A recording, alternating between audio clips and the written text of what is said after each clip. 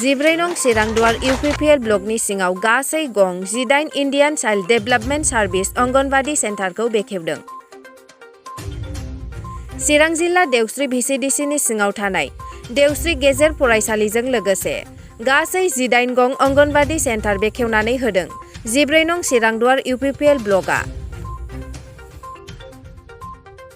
14 नं चिरांदुवार इउपिपिएल ब्लकनि 1 बोसोर 6 दाननि जौगाथायनि खामानि मावथांखिया फारियै सेथि एमजेएन रेगा मावबिथांखिया गासै 277 था स्किम बिनि गासै रां 11,29,97,000 नैथि एमजेएन रेगा सानाना मावथांखिया जादों 246 था बिनि गासै रां 1,55,77,560 थामथि एडब्लिउसि सेन्टार मावथांखिया गं 18 बिनि गासै रां 36 लाख आरो ब्रैथि मावबिथांखिया जादों PMAY 10 गं 2065 बिनि गासै रां 26,84,50,000 फै बिदिब्ला 14 नं चिरांदुवार इउपिपिएल ब्लकनि आफादगिरि बिरदाव मोसाहारिया मा फोरमायदों नायनानै लानि। आङो दिनैहाय खौरांगिरि नोंथांमोननिसिम आंनि बिथिंनिफ्राय आङो रोजा रोजा साबायखर आं जासिदों। जे दिनैहाय जोंहा खोब मोजां खौरां होननानै जों बुंनांगोन जे जोंनि आसाम नाङै जोंनि बिटिआर नाङै जेसेबांनाखि जोंहा ICDS नि सिङाव जा मोनसे अंगनवाड़ी सेन्टार जों जे बानायदों बे अंगनवाड़ी सेन्टारखौ दिनै जोंहा जोंनि नैबे 14 नं चिरांदुवार ब्लक कमिटि इउपिपिएलनि सिङाव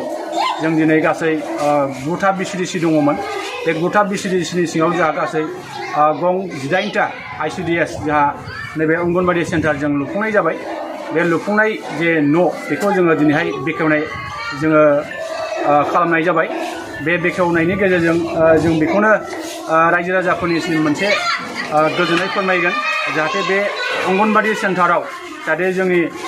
फंबाय बिनानावमोन जा फरायसा फरायसुलिफोर बिथांमोना जाहाथे बे अंगनवाड़ी सेन्टाराव जाहाथे फरायनानै मोजां गियान लानो हागोन बेखौ जों आसा खालामो। आरो बे अंगनवाड़ी सेन्टारावनो गथ'फोरनि जेरैबायदि जानाय लोंनाय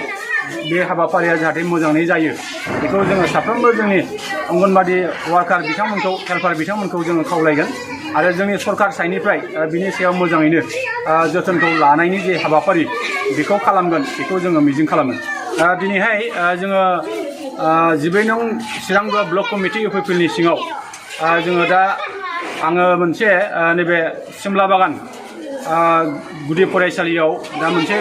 अपेनिंखौ खालामबोखांबाय। जोंहा 2 नं भावरागुरि बाहायबो जों अपेनिंखौ खालामबाय आरो जोङो दिनैहाय नैबे देवस्रि नैबे एमइ स्कुलनि नैबे सिङावहाय जोङो दिनैहाय नैबे अंगनवाड़ी सेन्टारखौ बेखेवबाय आरो गुबुन गुबुन माखासे जायगायावबो जोङो दा बेखेवगासिनो दङ आरो बेखेवनायनि हाबाफारिया सोलिगासिनो दङ। जोङो मिजिं खालामदों जिखिनि जोंनि नैबे समस्थियाव गासै 9 था BCDC दङमोन बे 9 था BCDCनि गेजेराव जोंहा गंनै ICDS जे बे अंगनवाड़ी सेन्टार बेखौ जों लुफुंबाय आरो गोबां जोंनाव फरायसालिफोर दङ जाय फरायसालियाव दासिमबो अंगनवाड़ी सेन्टार जोङो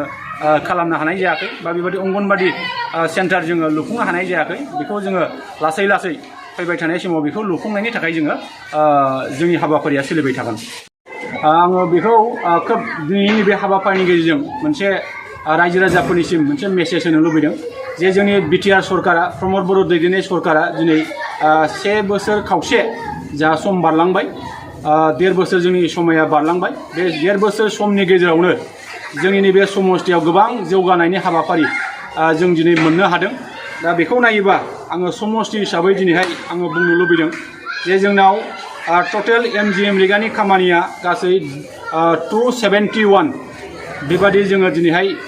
मोननानै बिनि खामानिखौ जों मावखांबाय आरो जोंहा दा बाहाय